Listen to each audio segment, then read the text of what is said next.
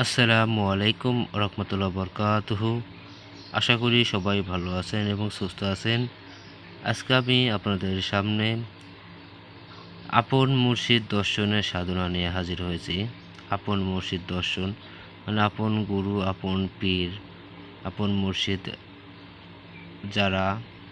যাদের মুর্শিদ গত 5 বছর 10 বছর আগে পদ্মা নিয়েছে বা এহ জগৎ থেকে অন্য জগৎ চলে গেছে, মানে পর জগতে চলে গিয়েছে, আখিরাতে জগৎ চলে গিয়েছে, তাদের জন্য বা যাদের আবার গুরু নেই তাদের জন্য এটা অন্তত কার্যকরী একটি বিদ্যা।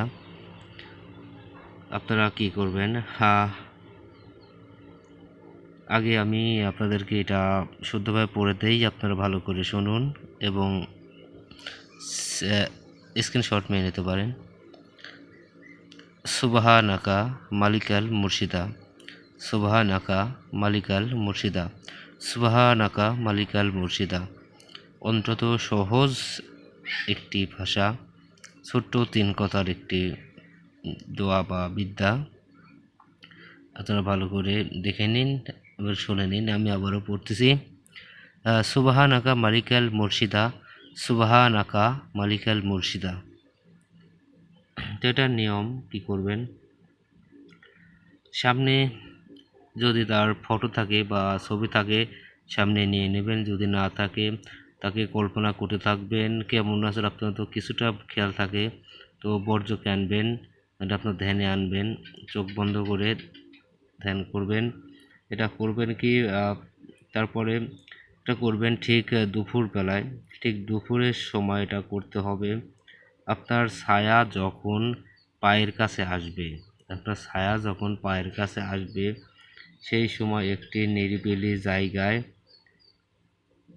যাবেন এবং বসবেন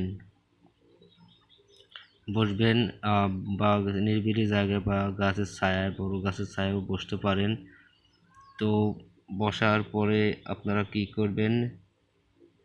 5 আনফাসের গুরুকে স্মরণ করে 5 আনফাসের জিকির করবেন।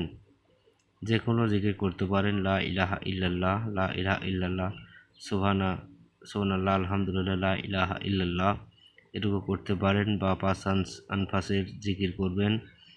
আনসাপ অর্থ তো বোঝেন, যে কোনো জিকির করতে পারেন, আপনারা করবেন। করার পরে আপনারা কি করবেন? লা ইলাহা ইল্লাল্লাহ, লা ইলাহা ইল্লাল্লাহ, এই শব্দটা আপনারা 1000 বার পাঠ করবেন।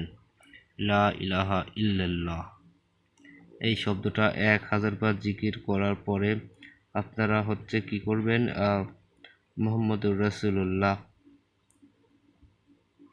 শুধু 3 বার পড়বেন, মুহাম্মদুর রাসূলুল্লাহ শেষে এটা পড়বেন।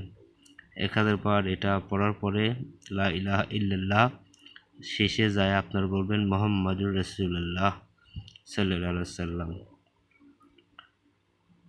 পড়ার পরে আপনারা কি করবেন?